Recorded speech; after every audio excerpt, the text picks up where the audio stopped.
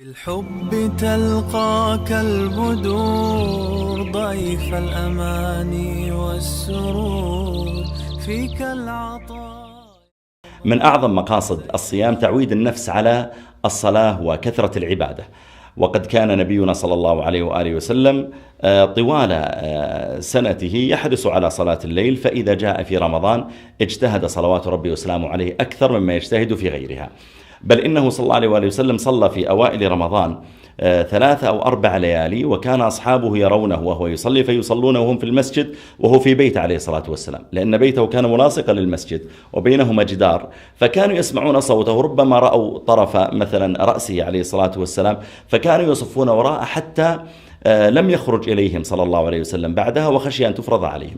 الصحابة صلوا بعد ذلك في عهد عمر رضي الله تعالى عنه، وكان القارئ يقرأ بالمئين من الآيات، وكان يقرأ سورة البقرة في 8 ركعات وهم يصلون 23 ركعة، حتى لو قرأ بها في 12 ركعة رأى الناس أنه خفف عليهم. يقول خالد بن دريك: كان لنا إمام في البصرة يختم بنا القرآن في كل 3 ليال مرة.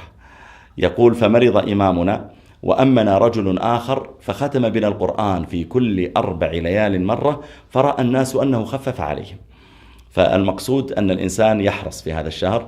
وسيد رسول الله عليه الصلاة والسلام يقول: من قام رمضان إيمانا واحتسابا غفر له ما تقدم من ذنبه. أسأل الله تعالى أن يشملني وإياكم برحمته، وأن يجعلنا نتصبر على الصلاة مع الإمام حتى ينصرف، فإن من قام مع الإمام حتى ينصرف كتب له قيام ليلة. الله يتقبل مني ومنكم، وهنيئا لنا الصيام.